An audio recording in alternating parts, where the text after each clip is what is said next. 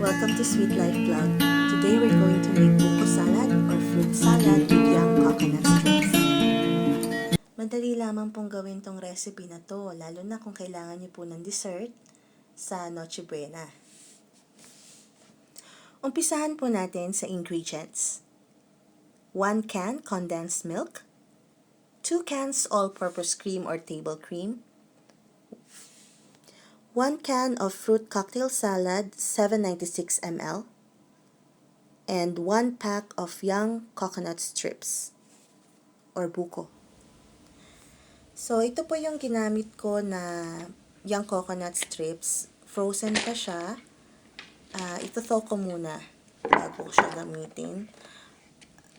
Nabibili lang po ito sa mga Filipino stores o kaya sa mga tawag nila dito ethnic stores. Kung meron po kayong makukuhanan na fresh, maganda pong gamitin dito is fresh coconut strips.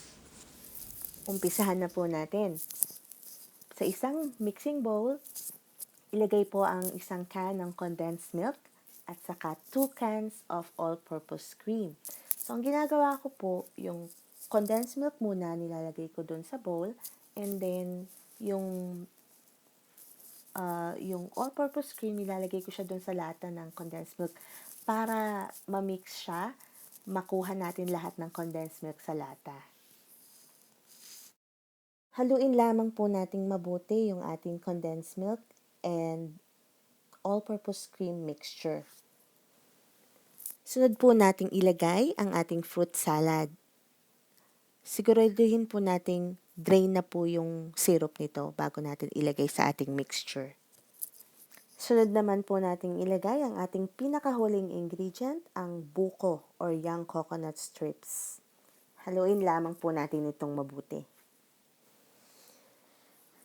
Ilipat natin ito sa isang lalagyan na may takip at ilagay po natin ito sa fridge for 3 to 4 hours or sa freezer ng 1 oras. Pwede nyo rin po itong lagyan ng kaong or nata de coco kung gusto nyo po. So, yan na po ang ating fruit salad with young coconut strips or buko salad.